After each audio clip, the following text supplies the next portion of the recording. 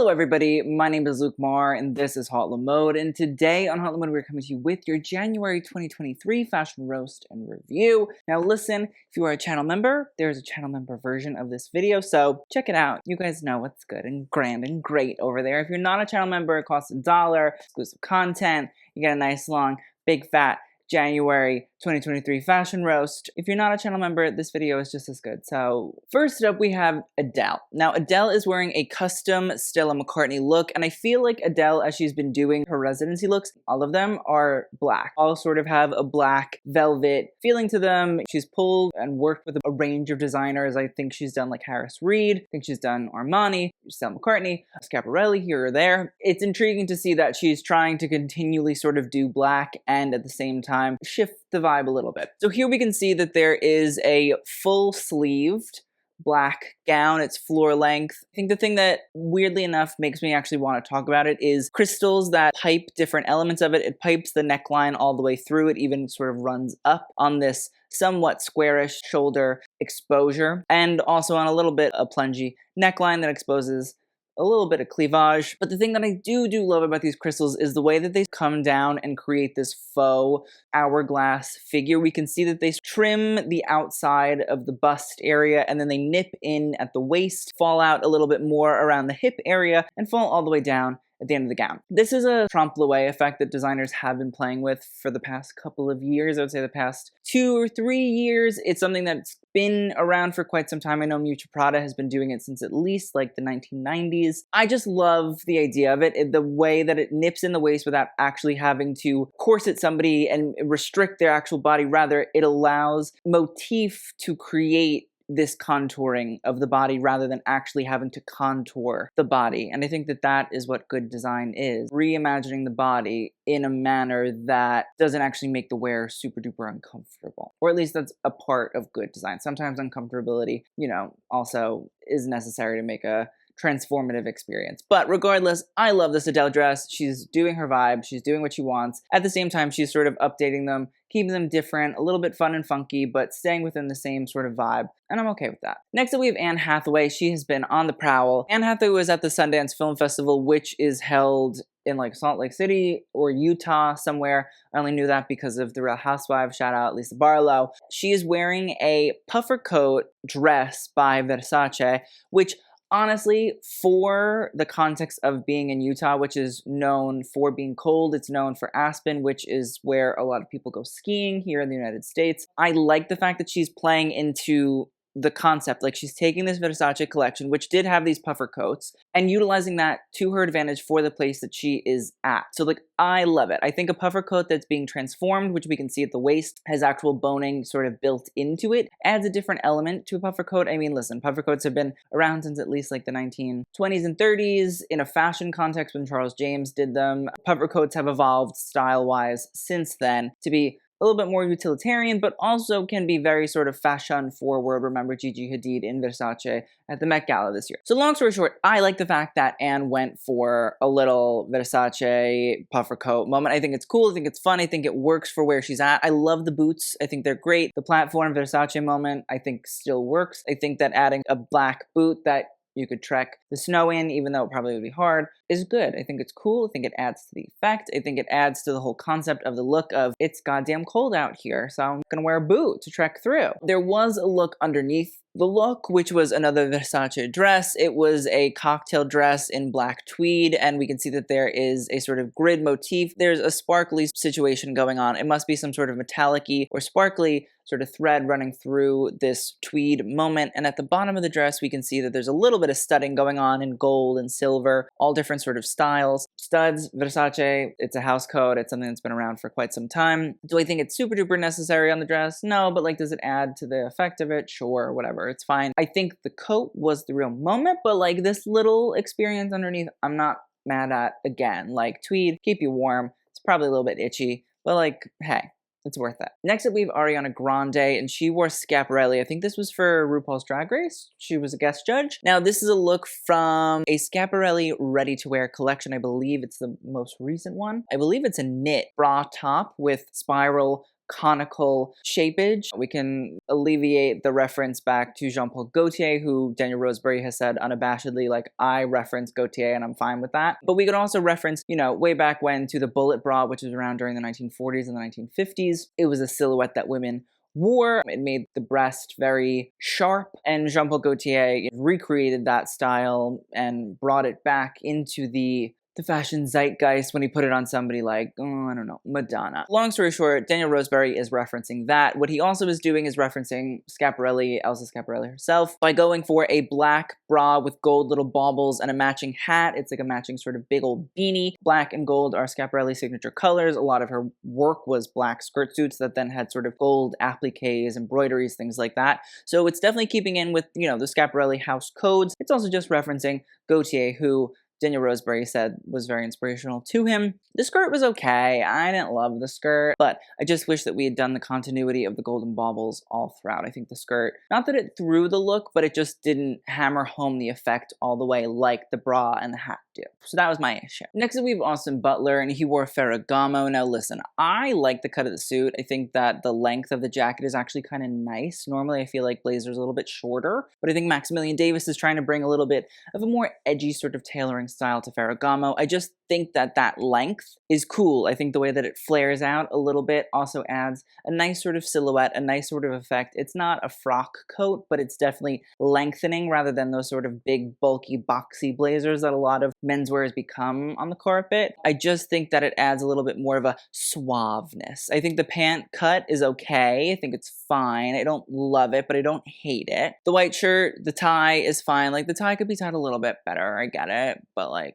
you know, we could have double winded. And the shoes, I don't hate. I've worn those Ferragamo shoes. I'm pretty positive that they're a pair of boots. And if they're not boots, then they are sort of the loafer version. But I like the cut of the shoe. I think it's nice. I think it's good quality. Ferragamo is a brand that's known for shoes. You have to hammer that home. Obviously, would love like a little bit more of like a razzmatazz, but I don't think Austin Butler is a razzmatazzer in terms of fashion styles. I think this is like as razzmatazz as we're gonna get. I think he's trying to do like leading man, simple menswear, blah blah blah, which all he wears is like a black suit everywhere. So I want him to do more. I want him to be a little bit more exciting, but I think that honestly in the context, the jacket is really nice and I enjoy it. Austin, do better. Next up, we're gonna be talking about Beyonce. We're gonna be breaking down Beyonce's looks from Dubai. It was a very controversial thing. Again, I'm really not getting into like geopolitical commentary here in this moment. I really don't know all that much about the Gulf states enough to give that. The first look that we're going to discuss, which is this look by Frolov, which is a brand that is based out of Ukraine. I think they're still based in Kyiv.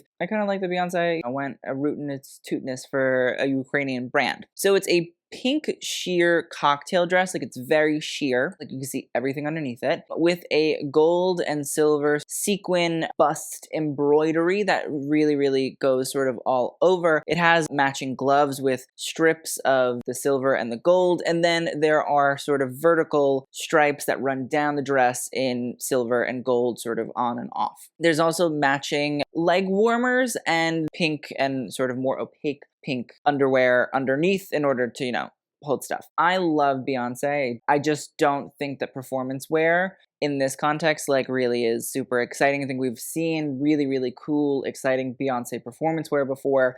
I just don't think this is it. I think that it's kind of blah. I think it's kind of boring. I do like the fact that, again, like she's supporting a cool upcoming Ukrainian brand. The gloves look gross. I don't really understand the stripes of the sequins. It just like doesn't deliver for me. I do like the bust area. I think that's cool. I think that's intriguing. But I just think in general as a look, I don't love it. I don't think that it really exudes anything. And again, I get it. It's performance wear. There is a little bit of a lack of ability to really do like fashion.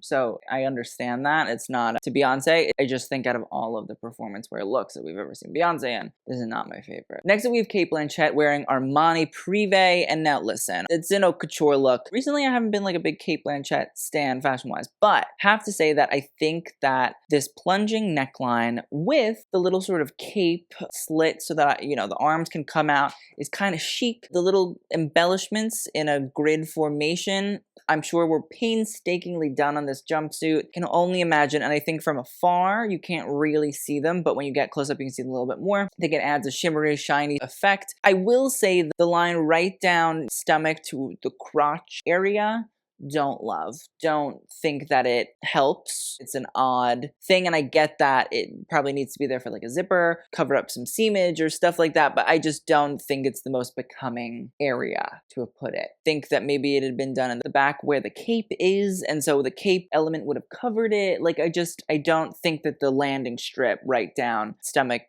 crotch area is attractive. Do I think the cut of it is great? I love the way that it falls. I like the way that it hits the ankle. I like the way that it exposes the shoe. Again, I love the shoulders of it. I love the exposure of the arms. That one part I don't love. So besides that, if I took that out of it, did that content aware fill on Photoshop, life would be good. Cate Blanchett's getting back to mojo. We're just not all the way there yet. Next up we have Danielle Deadwyler. I love this look. If you don't know who Danielle Deadwyler is, she is playing Mamie Till in the movie Till, which is based on the story of Emmett Till, who was murdered by white supremacists in the United States very brutally, and in reality was one of the reasons for the sort of starting of the civil rights movement. Mamie Till was a very strong character. She was somebody that really pushed for justice, for, you know, the American justice system to give her the ability to have justice for her son, who was literally murdered by sycophants. And so, long story short, Danielle Deadwyler, very cool. Very into it. And then on top of it, she's wearing Prada. Now, the thing about this Prada look is it's an off-the-shoulder pink sort of metallic dress. And now you're probably saying, Luke, it looks like tinfoil that you got at Valentine's Day. But, and I will say, yes, sure, if that's how you think about it, great. But is it the chicest looking tinfoil on Valentine's Day I've ever seen? Absolutely. Because the thing is, the color of it is not like super pink chromatica Lady Gaga. Pink, it's sort of a more, it's romantic and a little bit seductive. It's like very sweet and I like it. Now my opinion is that this look is based on Prada's Spring 2009 collection, which did these really, really beautiful wrinkled and crinkled metallic foil-like styles. Again, Miuccia Prada was sort of looking at the way that women of the bourgeois sort of classes dress and how sending wrinkled styles down the runway would be so intriguing from women that are usually so about class and aesthetic and rich fashion. And if you've ever been on TikTok, you like fashion, you've seen that this is how rich women dress. And it's like, rich women don't make TikToks about how they dress. So like, how do you know? But long story short, Miuccia Prada is that girl. I love the reference of it. I think it's really, really great. I like the color use here. I think it's beautiful. I think it looks lovely on her. I like the way that it hits the floor. Like, it hits the floor, but it doesn't pool, which I also think is nice. And I think the fact that it hits the floor gives a little bit more texture to these wrinkles and these crinkles that are very, very purposeful, which I think is, again, intriguing from a luxury brand. You're purposefully wrinkling and crinkling your garments. I love the dress. I think it's simple in terms of cut and silhouette. I think it fits her beautifully. I think that also, the historical provenance of the style is wonderful. I'm a fan. Next up, we have Dua Lipa, and she is wearing Ludovic de Saint-Cernin. Now, Ludovic is a designer that is all about sort of showcasing the body, whether it's very, very short skirts or a lot of sheer style. So we can see that this is a high-low dress in a halter style in this pink, very sheer, but reflective fabric. But the thing is, normally a high-low is the front is high and the back is low because it creates a train effect. But in reality, we can see that it's a reverse high-low because the front is long and the back is short. The other thing is, this is a very, very backless style. We can see that there's a big, big scoop neck, at the back, and it runs down quite far, you know, to about like half of the crack of one's crevice. I like the look in general. I think that it fits with Dua Lipa. I think that it's glittery and fun and funky. It's frisky. It shows a lot of body. Like, it also is something you could really move and groove in. I like the look. The one issue that came out is the white thong that was utilized to sort of cover the crevice. It just didn't fit super duper well with the aesthetic. You know what I mean? I just think that the white underwear placement, it just didn't work. It just throws off the illusion of the look. I'm not saying that she had to wear nothing. I'm saying that I just think a little bit of a better underwear option could have been provided. Light pink could have worked, or even something that was like fitted in with the color of the bod. If it matched the tone of her skin, I think it would have helped with the illusion a little bit more. The white underwear didn't deliver, unfortunately. But otherwise, love the dress. Think the dress is great. The styling of the dress in the undergarment section, not so great. So we have Florence Pugh, who was on the cover of American Vogue. Now she's wearing a Bottega Veneta look. It's from the Spring 2023 collection. It's this teal suede dress. It has a very loose hanging neckline and a black under neckline, creating a halter style. But we can also see that there are gold pieces that are holding up the dress. I think it's a reference from Mathieu Blazis to his own sort of styles, to bags that he's created that have used similar sort of gold plated or gold handles. We're continuing to sort of see that leather plays a part in a lot of Bottega garments, not only leather in terms of sort of shiny leathers that we usually see in like skirts or jackets, but also suedes, you know, animal skins, and how those sort of play into styles. We can see that it's highly texturized in the way that it fits around Florence Pugh. It's very wrinkled and crinkled. I don't know. It's meant to look like that on the runway. It is very wrinkled like that, and I think it's meant to, again, sort of be this idea of texturizing leather and things like that. It's texturizing through the crinkling, but also the suede has its own texture. It's intriguing. I don't hate the picture. I think also it's a Bottega look, so for the most part it's going to be kind of clean and minimal, but I think there's a little bit of depth to it. It's not the worst dress to put on a cover ever, and I think that honestly it looks nice. If you zoom in, and next up we have Gabrielle Union wearing Prada. It is a strapless dress with a green sequin and sort of fringe embellished look. So it's green fringe and sequins, and then it's pink at the waist. There's a band of pink, and then the rest of the skirt is black. I applaud intriguing fabric techniques and trying something new. I just don't think it works. It does feel very Raf Simons custom kind of vibe. Like, I've been looking at sneakers recently that Raf has done for Prada, and like the colors of like the green and the pink and the black right up against each other, I could see that being very Raf oriented, but in the strapless red carpet concept, it doesn't deliver. It doesn't feel super Prada, super refined, super exciting, and so I want a little more. I need a little bit more oomph. You know, I appreciate the attempt, it just, I don't think it landed. And now we're at Hailey Bieber and her very now infamous Nepo Baby tee. Long story short, if you guys do not know, I believe it's The Cut released a article or issue that discussed essentially nepotism. Nepotism is defined as the practice among those with power or influence of favoring relatives, friends, or associates, especially by giving them jobs. It came out that Hollywood is full of nepotism. There are children of actors become actors. There are children of singers become singers or models or actors. A lot of these people are connected, and people that you think sort of have built themselves up by their own tenacity and things like that. Some of the times, that's not always the case. There are some people that have not had the leg up because they know somebody or know or related to someone, but there's a decent handful of people that in reality, they certainly have had some help because some would say they're not exactly remarkable by themselves. Long story short, this came out, everybody from the Jenners to the Kardashians, the Apatows to Robertses to the Hudsons to Baldwin Biebers were brought into this idea of nepotism and being Nepo babies, as it's called. Hailey Bieber obviously thought, I'm gonna get ahead of this. I'm gonna make a t-shirt that says Nepo Baby on it and walk out of a Los Angeles parking lot and say, here I am, Nepo Baby, wearing it on my chest. Listen, from a fashion standpoint, like, it's jeans and a white t-shirt that says Nepo Baby on it. It's not radical, it's not exciting, it's not any of those sort of things. I've seen much better from Hailey Bieber, and I've seen much worse from Hailey Bieber as well. Long story short, my thoughts on the Nepo Baby thing, or the nepotism thing, because somebody was asking me about it. You can't change where you come from, who your parents are, and all that sort of stuff. If you really want to be an actor, great, wonderful. Should you want to be an actor because you want to be it, and you should do exactly what everybody else does, which is not try to like get your leg up because your mom is so-and-so or your dad is so-and-so.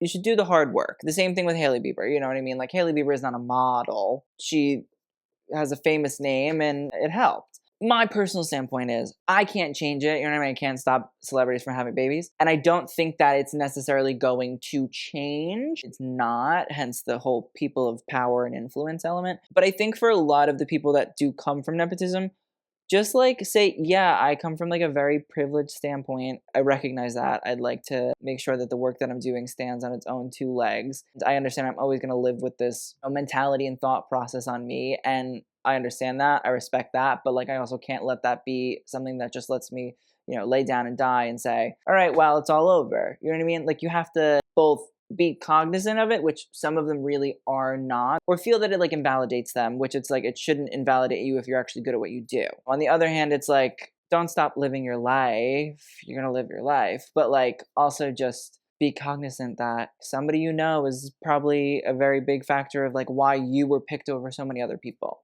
And you can recognize that. Do I think like a fake paparazzi photo shoot is the way to do that? No. I mean, I guess maybe she's trying. Maybe she's not, I don't know. Next up we have J-Hope, and he is at Dior. Now, he wore a gray jersey shirt, a pair of pants, a little side pleated skirt, and then a pair of shoes that are so strange and weird, but I'm kind of obsessed with them. I think that Dior is kind of minimal in and of itself under Kim Jones. Like, it's kind of clean like this. So I'm not really mad at the clean element of it. And in a way, I think J-Hope has like taken things that are super strange and not really super duper common and gone with it. I think the side skirt is cool. I think the use of the whole gray element for a lot of people is like, that's boring and blah, which is fine, to each their own. But for those that know like Dior history, gray was Christian Dior's favorite color. It's something that he utilized so much in his designs. He thought that every single fabric, every single style could be done in gray and it would make a woman look chic.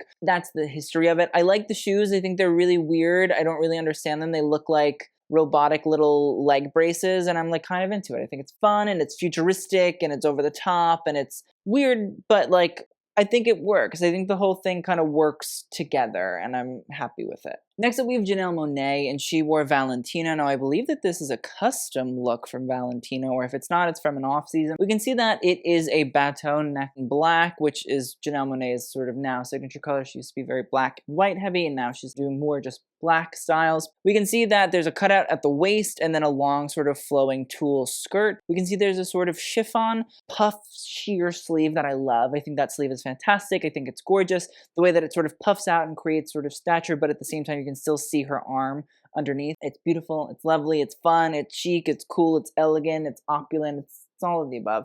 The little chain, silver crystallized chain motif and 3D experience at the waistline comes from Valentino's Spring 1967 Haute Couture collection, and it's something that Pier Paolo Piccioli has been playing with in recent seasons. It's kind of a cool motif, and I'm happy that Pier Paolo is like digging into the archive and pulling things out more and more and more. We've seen it a few times, but honestly, like I think it's nice in this gown context. I think that it's sweet. I think that it gives a nice bolster. I think the silver really pops, and the fact that it trims the waistline also is like nice. I love little headband. I think it just adds to the whole sort of look. It has like 1960s flair vibe to it. It's fun, it's chic. Janelle Monáe is a fashion star. That's it. Thank you. Next up, we have Jenna Ortega, who was wearing Saint Laurent. She went to her first fashion show, I believe. And it was a Saint Laurent men's show, which was a fantastic men's show. Honestly, probably the best of the whole season. Sorry. But she wore a black sheer dress, or partially sheer dress, with that sort of halter neck style hood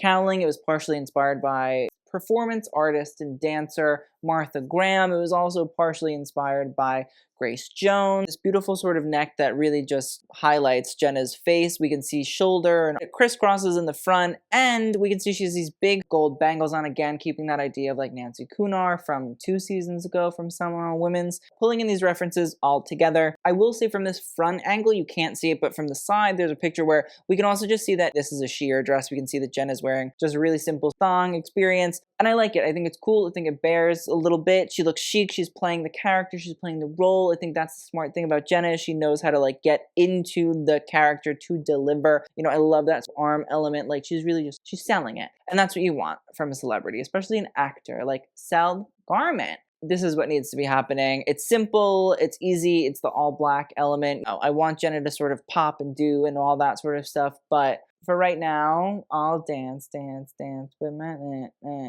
Next up, we have Jonghan, who, to be completely honest, I do not know, and I apologize. I don't know what band he's from, but I saw this look and I said, oh, he gets it. I don't know if he gets it, but if he gets it, Jonghan, we're soul sisters. But if he doesn't get it, he still gets it because he gets it. I love this black peacoat. I think it's beautiful. I think it's wonderful. I think it's gorgeous. It is Saint Laurent house history. The house down boots. Mama.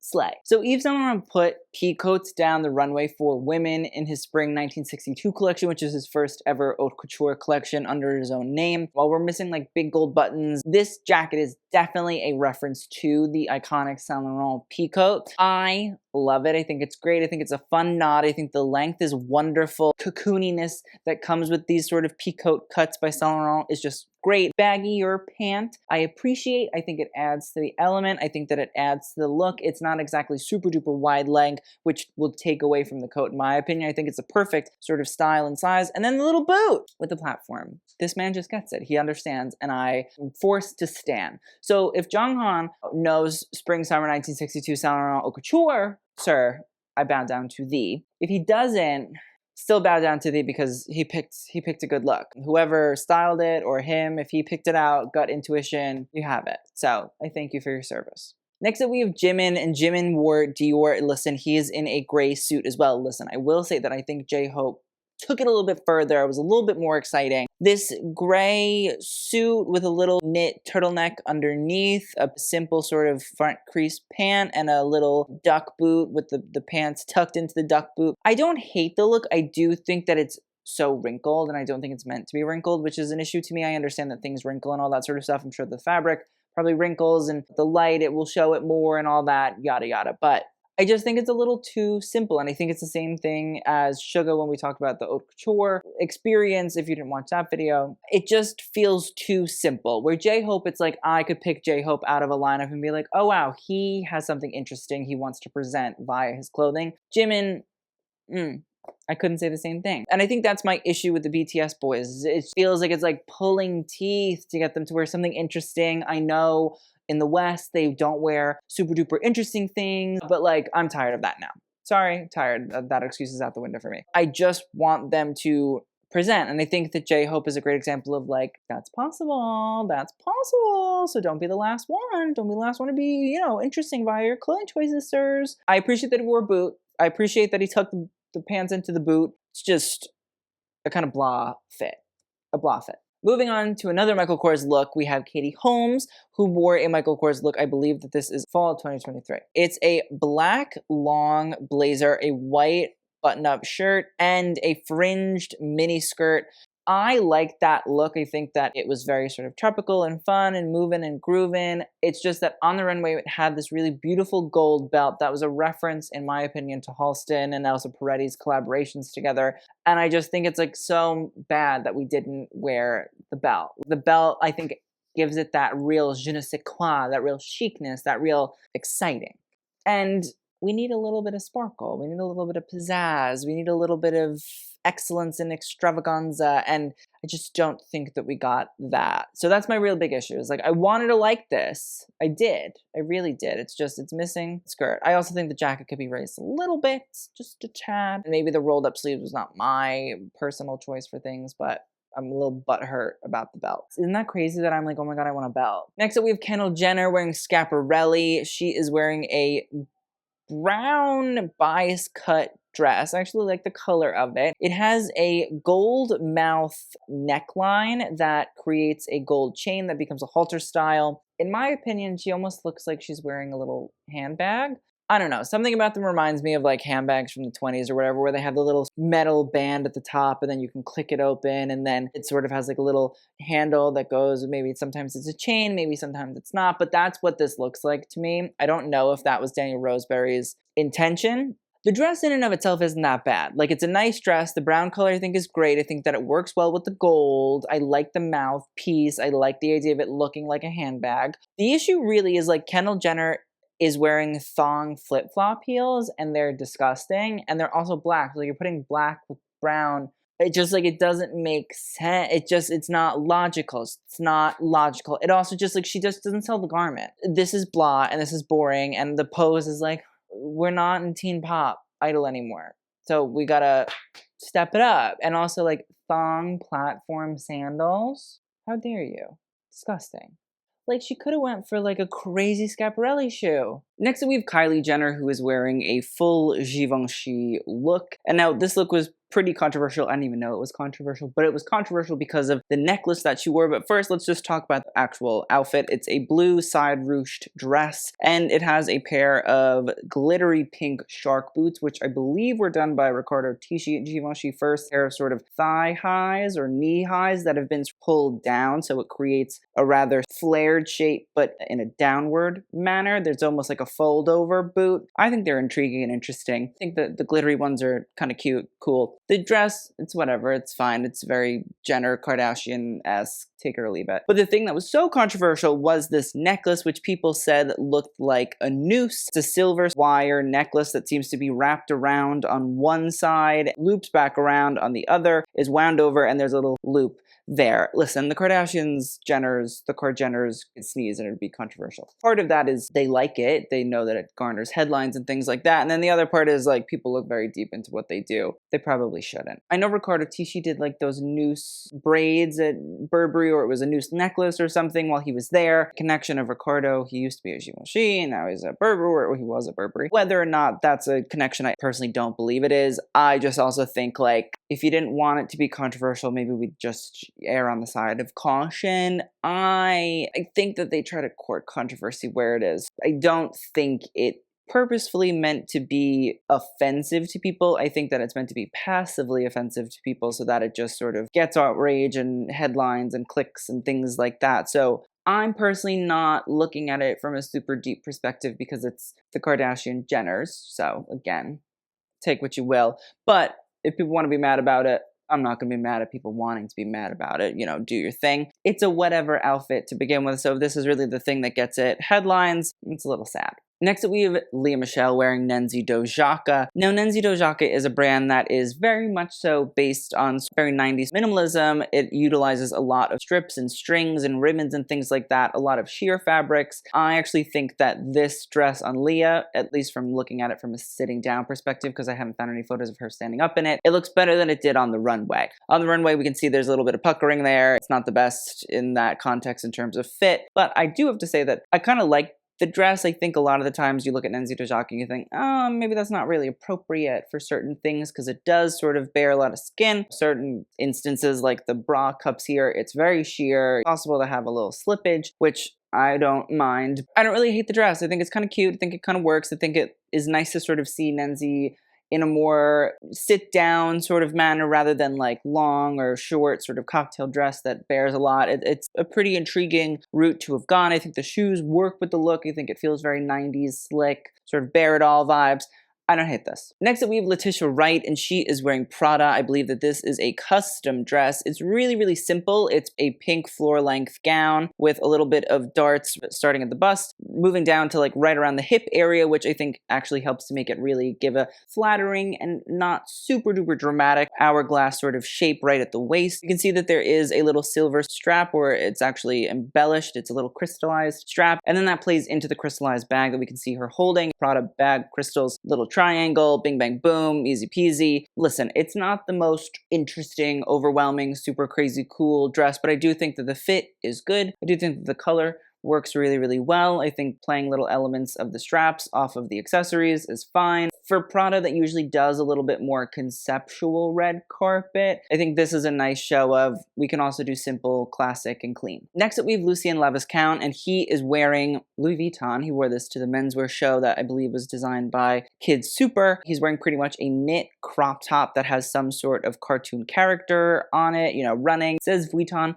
under it, and then we can see there's motif on the arms, but the thing that's really of intrigue and interest is the handkerchief pleated skirt that is paired over a pair of pants in this nice sort of muted powdery kind of blue. And then he also does a white and green sneaker, which I think probably plays into the motif on the sweater. The sweater, I don't really love. I think that it's smart to have done sort of a cropped sweater to sort of allow that pleated skirt to really flow. I just think there could have been something a little bit better to pair with the pleated skirt element. I just think the sweater is a little too casual, and then the rest of the look is very sort of formal. I know people are going to be like, how could you say that it's formal? It's a goddamn handkerchief floor-length skirt over a pair of suit pants. Like, that's pretty formal to me. I think it's just the accessorization. I like the skirt. I think it's cool. I think it's very sort of Virgil from his time at Vuitton. I think the pants with the split hem, it's not my favorite. I wish they fit a little bit better. I think the split hem is also kind of awkward sometimes. You really have to make sure that that fits super duper well. But I like the fact that we're doing the skirt over the pants, a different way of doing like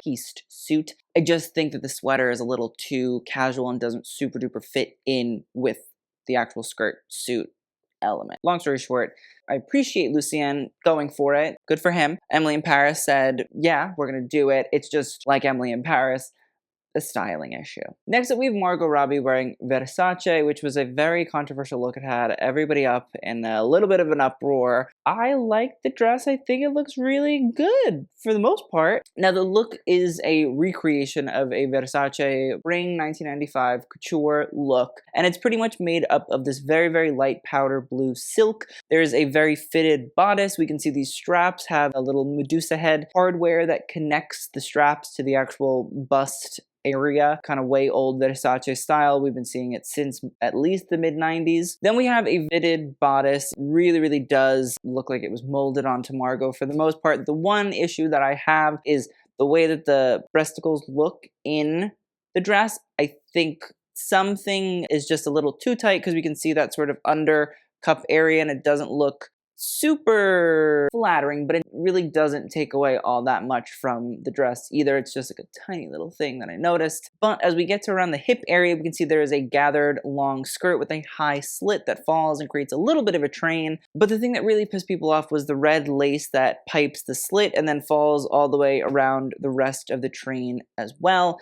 People are like, it ruins the dress, it ruins the sanctity of the dress. Oh, how dare they? Margot's stylish. But I will say here, I like the dress, and I also thought the red was kind of a nice touch. I think it gives a little bit of intrigue, a little bit of interest. Listen, it's a beautiful dress. It was gorgeous on the runway. And the thing is, it's fine for Versace to sort of redo a style if that's what they want to do, and that's what they've been doing for a very, very long time. I mean, like, the blueprint was pretty good, but I think the fact that there's this added element changes it a tiny smidge, so it's not just a recreation of a dress that came out almost 30 years ago. But then there was some research done. I can't exactly find who did the research. It was somebody on Twitter. I apologize. I don't know if he deleted your tweet. I don't know if he went private. I don't know. But somebody tweeted about a Versace campaign which was incorporating this color blue with red lace. And then I looked into it, and it's actually the fall 1996 campaign and collection that has Kate Moss, for a little ad campaign moment, wearing a blue dress with red piping the hem of the dress. So in reality, there's a little bit of provenance here. It can't be ruining the sanctity of the dress, because in reality, it's really just sort of combining two different collections, which is what Versace does quite a lot. I don't think the piping element of the lace is bad at all. I think it's cool. I think it adds a dynamic sort of dichotomy of colors. I think the shoes that she wears are perfect with it. It's great. It's easy. The silver matches the silver of the hardware. The only thing, again, like that bust area is just confusing to me. But besides that, I think it fits her immaculately. I think it's honestly probably one of the best Margot Robbie looks that I've seen in quite some time. I also think like she's a great Versace woman. Like, I think that she fits in with the brand's aesthetic. I think that she fits in with the brand's humor and elegance, and at the same time this sort of raw feel of excitement and intrigue and fabrication and things like that. I just think that Margot and Versace would be a great match made in heaven. I didn't understand the hate for this because I honestly, TBH, love it. Next up, we have Michelle Williams wearing Prada. It is a navy blue cocktail dress that is asymmetrically fold over drape with a little bit of a 3D texture to it, because in reality, the way that it's folded over sort of creates multiple heights in terms of the way the dress pushes out. We can see that there is a little bit of embellishment on these little navy blue thick straps, which to me is very Prada in the sense of embellishment. Is something that Miuccia Prada likes to do. It's something that she's always done. I just don't love the dress. I don't think it's super exciting. I don't think it's super fun. I know that Prada loves to do, you know, these sort of weird and wacky draping techniques and draping elements and sort of being a little bit more abrasive in the way that we think about and look at clothes, and that's fine. I get it. I appreciate the inspiration. I just don't think that it looks great. Peep toe shoes, I could do without as well. Not a great moment for Michelle Williams and Prada here. Next up, we have Michelle Yeoh wearing Schiaparelli Fall 2022 collection, and it is a highly embellished bolero jacket and then a large frothy draped silk blue skirt and then a little legging element as well. The jacket is full of floral embroidery, full of squiggly lines, and some that even fall off of the jacket. In my opinion, that's probably like a little surrealism reference. Surrealism, Elsa Schiaparelli, the idea of your dreams and anything is possible in your dreams, and that's what the surrealist movement was about. So the idea that you have this embroidery that is so long and so meandering and all that sort of stuff that it just falls off of the jacket at the same time feels surrealist to me. The skirt, it's big, it's frothy, it's very much so what Rosemary already has been doing at Schiaparelli. It's something that he's really been pushing, so I get it. Do I think the look in and of itself is dynamic? Sure. I know I've been saying dynamic a lot, I apologize. But do I also think that the look in and of itself is a little discombobulated also? Sure. I don't really understand how the bolero and the skirt come together. I know that it was possibly inspired by Qua and, you know, designers of that sort of nature, which is where you kind of get that shape and that color. But it's not my favorite Schiaparelli look ever. But I also think it is interesting. I do think it's sort of more of a styling move in regards to it's not coinciding, it's not a cohesive element in that way. So I also don't want Michelle Yeoh to stop wearing Schiaparelli. Keep it going. Next up, we have Miley Cyrus, who wore a vintage Yves Saint Laurent gold lame look. It is a hooded style crop top dress, or maybe it's just a dress, and it just has a waist cutout. It's asymmetrical. There is a sort of movement of gathering that runs diagonally down the bust. This hood is really, really beautiful. I really, really love it. I think that the gathered skirt too is really gorgeous and stunning and lovely. It's like liquid gold. I think that Miley looks fantastic in it, and good for her and her stylist for sort of pulling out these less iconic archival pieces that, you know, pay homage to Yves Saint Laurent and his history and his work. I think that she looks radiant in it. I think on the runway it was a radiant look. I think that the hood looks a little bit different than it did on the runway, but I think that it also looks great on Miley. Still, I think it's a little bit off the head rather than the way that on the runway it was sort of fully on the head. I just think it's a great, cool moment, and Miley sort of just doing a whole lot of vintage I have the utmost respect for. Next up, we have Rosé from Blackpink wearing Yves Saint Laurent. She's wearing a scoop neck vest and matching pair of pants that, when you pair it with this white button-up shirt, this big black bow as a necktie, and then a black velvet jacket, to me is sort of going in the sense of Le Smoking and referencing Yves Saint Laurent's sort of push for women wearing pants and things like that. And I think that it has a very sort of 1960s, 1970s feel to it, to be completely honest. I think it fits in with Anthony Vaccarello's whole idea of like doing very black and white. A lot of Yves Saint Laurent was about color, but I think Anthony Vaccarello was, like Eddie Slimane before him, pushed forward this idea of black and white, and these are really truly ritualistic colors for Vaccarello. And I think that Rosé looks really good and really chic and really elegant. I think that she's paying homage to a great element of Yves Saint Laurent history. It's nice, it's fun, it's cool, it's chic. I think it's different for her too, and so I'm happy with it. Next up, we have Selma Hayek wearing Oscar de la Renta. I don't know, Selma Hayek. I need an intervention. I don't know what's happening. She's wearing a knit dress with the black bra and underwear underneath. And then the thing about the dress is it has florals all over it, which I understand for Fernando Garcia and Laura Kim. Florals, Oscar, I get it. I understand it. And I think they're probably trying to make Oscar a little bit more young and sexy and all of that. But like, I don't think this is the way to do it. Don't think this is the moment. I don't think that this is the ooh, ah sensation. I think this is the, I have a pain in my stomach. It's not a great look. I respect Selma for doing it. I respect Selma for going and saying, listen, I'm gonna show off the body because she looks great. But I just think that the dress is ugly in and of itself. And the little Bottega cassette bag. I get it, representing Kering, into it. I just also don't think that it fits with the look.